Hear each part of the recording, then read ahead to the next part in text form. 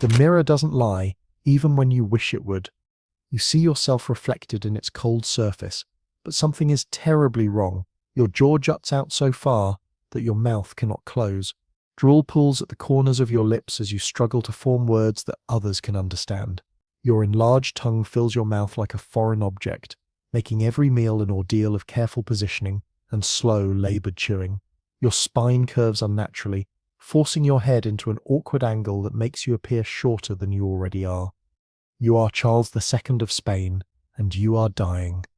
It is November 1700, and you are 38 years old, though your body bears the accumulated damage of centuries. Your limbs shake with palsy, your skin is pale and waxy. Your bulging eyes, those distinctive Habsburg eyes that mark you as surely as a brand, stare back at you with the dull confusion that has plagued your entire reign. You cannot produce children. You cannot properly govern. You can barely eat solid food. And you know with the terrible clarity that sometimes comes to the dying that this is not your fault. Your suffering stems from a single horrifying truth. Every drop of blood in your veins has been poisoned by the choices of your ancestors. For 16 generations, your family has married cousin to cousin, uncle to niece, brother to sister, in their obsession with keeping their bloodline pure. They called it maintaining divine right. They called it preserving their sacred Habsburg heritage. What they created was you, the final broken endpoint of the most extreme genetic experiment in human history. Before diving into these forgotten stories of survival and suffering, if you enjoy learning about the hidden truths of history, consider hitting that like button and subscribing for more content like this. And please, comment below to let me know where you're listening from. I find it incredible that we're exploring these ancient stories together from different parts of the world, connected across time and space by our shared curiosity about the past. The Spanish Habsburg Dynasty, a study in genetic catastrophe. Our story begins in 1516, when the House of Habsburg first took control of Spain. What followed was nearly 2 centuries of the most systematic inbreeding program ever attempted by a royal family. The Spanish Habsburgs didn't just occasionally marry cousins, they made it their defining characteristic. Of the 11 marriages contracted by Spanish Habsburg monarchs between 1450 and 1661, 9 were between blood relatives. Uncle married niece. First cousins wed first cousins. In some cases, the genetic overlap was so extreme that children were born with inbreeding coefficients approaching those of siblings. The men who ruled during this period weren't the strong, decisive monarchs that royal propaganda portrayed. They were the victims of their own family's genetic obsessions, each generation more damaged than the last. Charles I, the foundation of disaster. Charles I, Spain, also known as Holy Roman Emperor Charles V, seemed like an unlikely candidate for our story. Born in 1500, he inherited the largest empire in European history, stretching from Spain to Austria, from the Netherlands to southern Italy. He was intelligent, politically astute, and initially healthy. But look closely at his portraits and you begin to see the warning signs. Antonio de Beatis, an Italian diplomat who met Charles in 1517, described him as having a long cadaverous face and a lopsided mouth which drops open when he is not on his guard. Charles had inherited the beginning of what would become known as the Habsburg jaw, a protruding lower mandible that made his mouth hang open when he wasn't consciously controlling it. Charles had an inbreeding coefficient of 0.038, relatively low for his family, but already higher than what would be considered safe in any normal bloodline. His parents were cousins, but distantly related compared to the unions that would follow. The real tragedy of Charles I wasn't his own suffering, but his decisions about marriage. Despite ruling an empire that spanned continents, despite having access to potential brides from across Europe, Charles chose to marry his cousin Isabel of Portugal. Isabel's mother was Charles's aunt, his father's sister. The couple was so closely related that they needed special papal dispensation to wed. Their son, the future Philip II, would inherit not just the Spanish Empire, but an even more concentrated dose of Habsburg genetic damage. Charles abdicated in 56, worn down by the burden of ruling his vast territories and by the growing awareness that something was fundamentally wrong with his bloodline. He retired to a monastery where he spent his final years in prayer and contemplation, perhaps seeking divine forgiveness for the genetic catastrophe he had helped perpetuate. Philip II, the Zealot's burden. Philip II inherited the Spanish throne at its zenith of power, but he also inherited a genetic legacy that would define his entire reign. Born in 1527, Philip exhibited the classic Habsburg features from an early age: the elongated face, the hooded eyes, and the increasingly prominent jaw that made eating and speaking difficult. But Philip's genetic inheritance went beyond physical deformity. Modern historians believe he suffered from severe depression and possibly autism spectrum disorders, conditions that made him obsessively focused on detail, but incapable of the broad strategic thinking his empire required. Philip's approach to governance reflected the mental rigidity that often accompanies inbreeding depression. He became fixated on religious orthodoxy, launching the Spanish Inquisition with unprecedented brutality. He spent hours each day reading and responding to administrative minutiae, while neglecting crucial strategic decisions. His advisors reported that he would sometimes spend an entire day crafting a single letter, rewriting it multiple times to achieve what he considered perfect wording. The tragedy of Philip II wasn't just personal, it was imperial. His genetic limitations contributed to Spain's decline as a global power. While more flexible rulers might have adapted to changing circumstances, Philip's rigid thinking led to disastrous wars in the Netherlands, the failed invasion of England, and economic policies that bankrupted the Spanish treasury. Philip married 4 times, desperately seeking male heirs to secure the succession. His first wife, Maria of Portugal, was his cousin. Their mothers were sisters. When Maria died young, Philip married Mary d'Este of England in a political alliance. That marriage produced no children. His third wife, Elizabeth of Valois, was unrelated to the Habsburg line, and their children were healthier than average for the dynasty.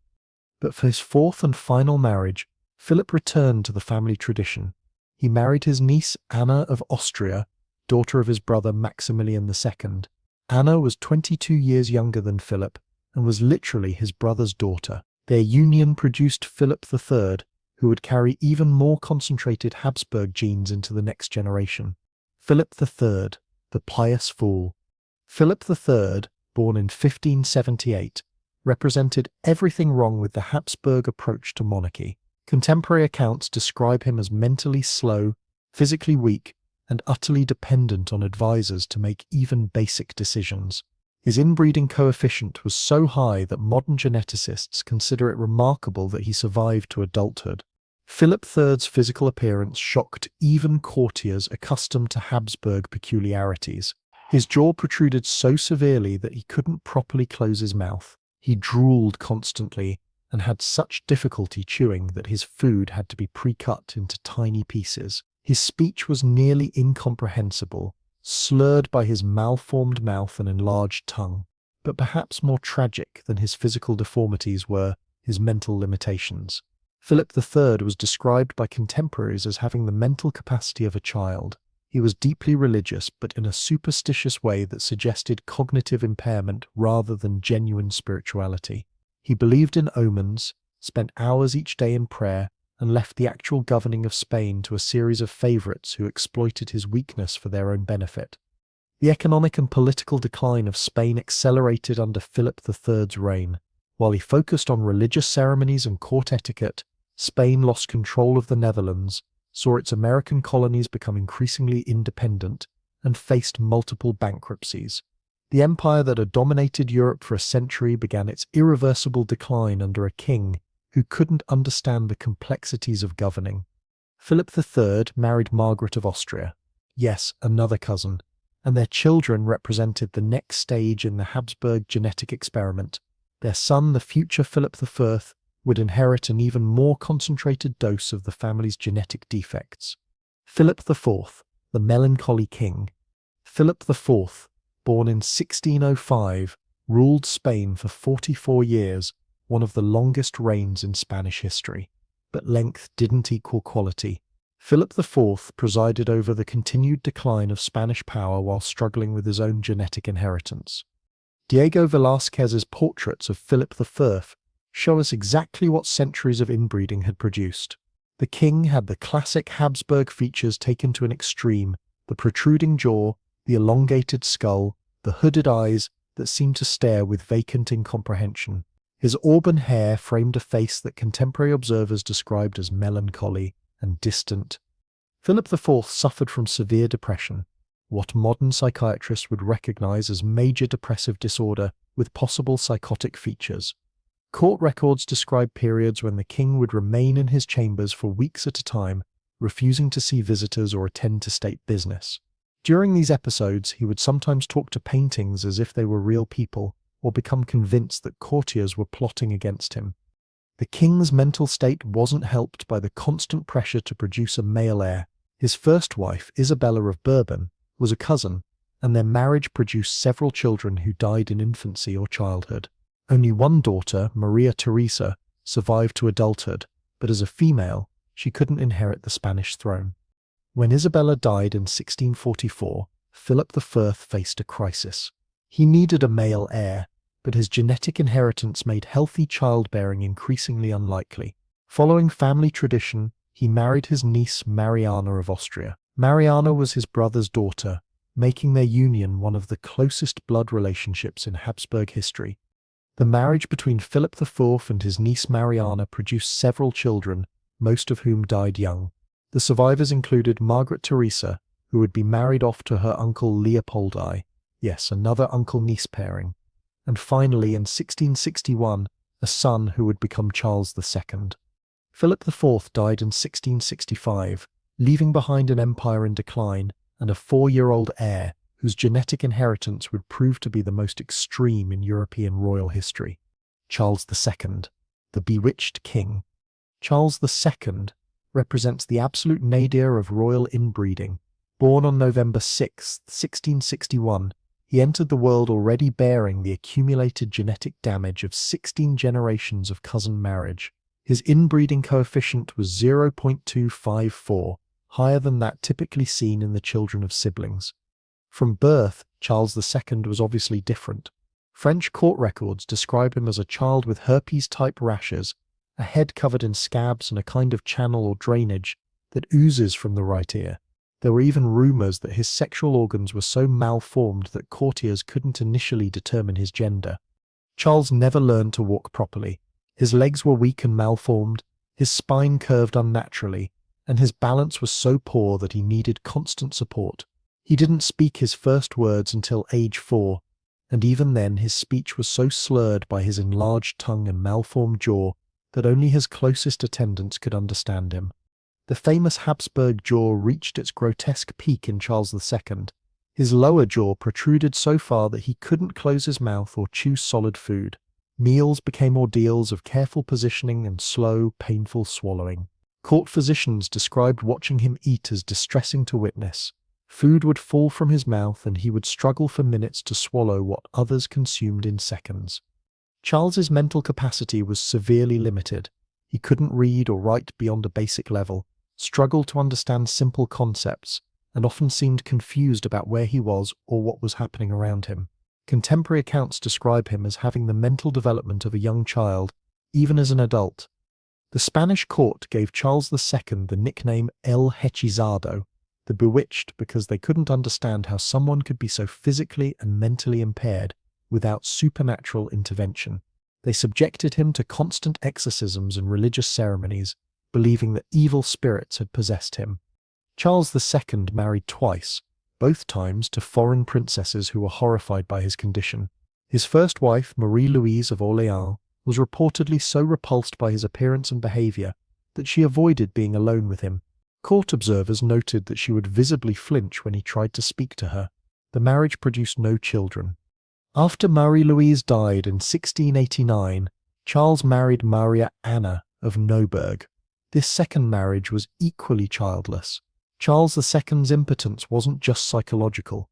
His genetic damage had made him physically incapable of reproduction. Charles II died on November 1st, 1700, just days before his 39th birthday. His death certificate listed various immediate causes, but the real cause was obvious to anyone willing to see it. He died because 16 generations of his ancestors had chosen genetic purity over human welfare. With Charles II's death, the Spanish Habsburg line came to an end. His will named Philip of Anjou, grandson of Louis XIV of France, as his heir, sparking the War of Spanish Succession. But perhaps more importantly, his death ended the most extreme experiment in royal inbreeding that Europe had ever seen. The Egyptian pharaohs, where it all began.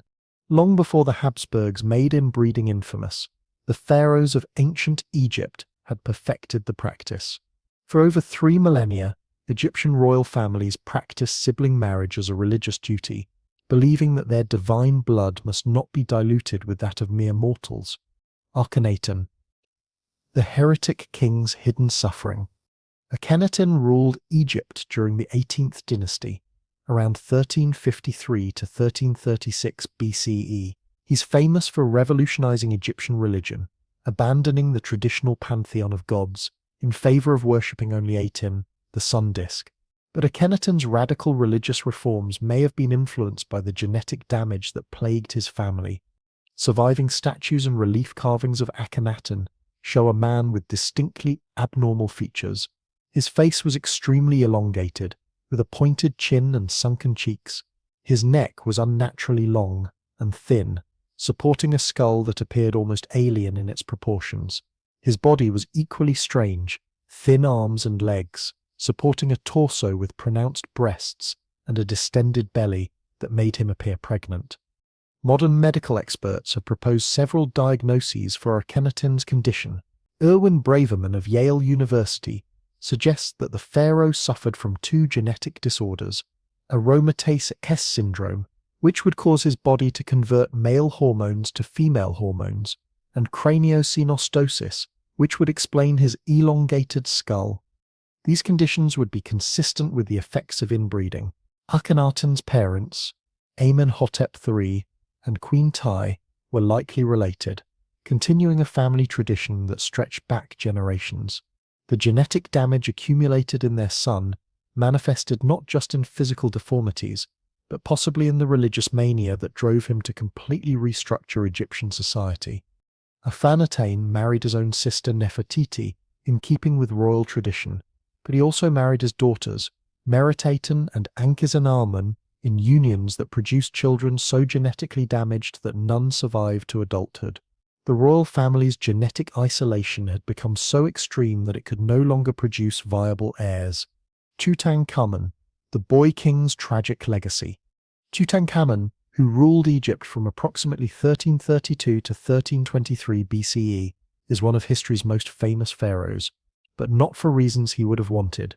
The discovery of his intact tomb in 1922 revealed not just incredible treasures, but evidence of a young man whose life was defined by genetic suffering. Modern DNA analysis has revealed the truth about Tutankhamun's parentage. His father was Akhenaten, and his mother was one of Akhenaten's sisters. This brother-sister union produced a child so genetically damaged that he could barely function as a king. Tutankhamun suffered from a severe clubfoot that made walking extremely difficult. His tomb contained 130 walking sticks, not ceremonial objects but practical aids that he needed to move around. CT scans of his mummy reveal a cleft palate that would have affected his speech, a curved spine that forced him into a hunched posture, and an elongated skull similar to his father's. The boy king also suffered from multiple genetic disorders that weakened his immune system. DNA analysis found evidence of malaria parasites in his bones, the earliest confirmed case of the disease in human history. But Tutankhamun's genetic damage made him particularly vulnerable to infections that a healthy person might have survived. Modern medical analysis suggests that Tutankhamun suffered from Keuler disease, a rare condition that causes bone tissue in the foot to die. This would have been incredibly painful and would explain the many walking aids found in his tomb. Combined with his other genetic disorders, it's remarkable that he survived to age 19. Tutankhamun married his half-sister Ankhesenamun, continuing the family tradition of incest. Their 2 children were stillborn, their tiny mummified bodies buried with their father. Genetic analysis suggests these infants suffered from such severe birth defects that they couldn't survive outside the womb. The young pharaoh died around 1323 BCE, possibly from a combination of malaria, his genetic disorders, and complications from a broken leg. His death marked the end of the direct line of the 18th dynasty, as he left no surviving heirs. The Ptolemaic dynasty, Greek pharaohs and systematic incest. When Alexander the Great conquered Egypt in 332 BCE, he established the Ptolemaic dynasty that would rule for nearly 300 years. But the Ptolemies took Egyptian traditions of royal incest to extremes that shocked even their contemporaries. The Ptolemaic marriage system. The Ptolemies weren't just occasional practitioners of incest. They made it their defining characteristic. Starting with Ptolemy II and his sister wife Arsinoe II, the dynasty practiced systematic sibling marriage for generation after generation. Brothers married sisters as a matter of course, and the resulting children married their own siblings in turn. This wasn't done out of passion or even political necessity. It was a calculated attempt to keep power concentrated within the royal family. By marrying only each other, the Ptolemies ensured that no outsider could claim a share of Egyptian wealth or influence. But the genetic consequences were devastating. Modern analysis of Ptolemaic mummies and coins reveals a family increasingly marked by obesity, swollen necks, and prominent eyes, all signs of genetic disorders caused by extreme inbreeding. Ptolemy VIII, the bloated king. Ptolemy VIII, who ruled from 170–163 BCE and again from 145–116 BCE, exemplified the physical deterioration that marked the later Ptolemaic dynasty. Contemporary accounts describe him as grotesquely obese, with a belly so large that he could barely walk. His nickname Fiscon, meaning fatty, reflected his most obvious characteristic. But Ptolemy VIII's problems went beyond mere obesity. He suffered from what modern doctors would recognize as multiple endocrine disorders, probably caused by his inbred heritage. His neck was swollen, with what appears to have been a goiter, and his eyes bulged from their sockets, classic signs of thyroid disease. The king's mental state was equally problematic. He was paranoid, violent, and prone to sudden rages that terrified his courtiers. Historical accounts describe him ordering mass executions of Alexandrian intellectuals and engaging in feuds with family members that devastated the royal line. Ptolemy VIII married his sister Cleopatra II, but also took his niece Cleopatra III as a second wife. These overlapping relationships produced children whose genetic inheritance was so concentrated that many died young or suffered from obvious developmental problems. By the time of the last Ptolemies, the dynasty's genetic isolation had reached catastrophic levels. Cleopatra VII, the famous Cleopatra of history, was the product of at least 8 generations of sibling marriage. Her parents were siblings, her grandparents were siblings, and so on back through the family tree. Despite Hollywood portrayals, the real Cleopatra bore little resemblance to Elizabeth Taylor. Coins and sculptures show a woman with the typical Ptolemaic features, a hooked nose, a round face, and a heavy build that suggested the metabolic disorders common in her family. Cleopatra VII was forced to marry her younger brothers Ptolemy XIII and later Ptolemy XIII, continuing the family tradition even as it became clear that the dynasty was genetically exhausted. Her relationships with Julius Caesar and Mark Antony weren't just political alliances, they represented desperate attempts to introduce new genetic material into a bloodline that could no longer sustain itself. When Cleopatra died in 30 BCE, she ended not just the Ptolemaic dynasty, but 3 centuries of the most systematic royal inbreeding ever practiced. Her children by Roman fathers would continue various royal lines, but the pure Ptolemaic bloodline died with her. To understand these tragic stories, we need to examine the genetic science that explains why inbreeding causes such devastating effects. When closely related individuals reproduce, their children have a much higher chance of inheriting 2 copies of harmful recessive genes. In a healthy, genetically diverse population, harmful recessive genes are usually masked by normal copies inherited from unrelated parents. But when cousins marry cousins for generation after generation, these harmful genes accumulate and compound, creating the devastating effects we've seen in our historical examples. The Habsburg jaw, for instance, is a classic example of how inbreeding can concentrate harmful traits. This mandibular prognathism became more pronounced with each generation of cousin marriage, eventually becoming so severe that Charles II couldn't properly close his mouth or chew solid food. Modern genetic analysis of the Habsburg family tree shows that Charles II had an inbreeding coefficient of 0.254, meaning that 25.4% of his genes were identical because they came from the same ancestors. For comparison, the child of two first cousins would have an inbreeding coefficient of 0.0625, and the child of siblings would have 0.25. Charles II was essentially the genetic equivalent of a child born to siblings, but with additional damage accumulated over 16 generations. The effects of this extreme inbreeding weren't limited to physical deformities. Inbreeding depression affects not just appearance, but also immune function, mental capacity, and fertility. Many of the Habsburg descendants suffered from increased rates of epilepsy, intellectual disabilities, anxiety disorders, depression, and immune system deficiencies. What makes these stories particularly tragic is how preventable they were. The genetic science that explains inbreeding depression wasn't available to medieval and early modern rulers, but the effects were obvious to anyone willing to see them. Royal courts had extensive records documenting the health problems that plagued inbred bloodlines. Court physicians wrote detailed reports on the physical and mental health problems affecting royal children. The connection between cousin marriage and genetic damage was clear to contemporaries, but political and economic considerations always took precedence over human welfare.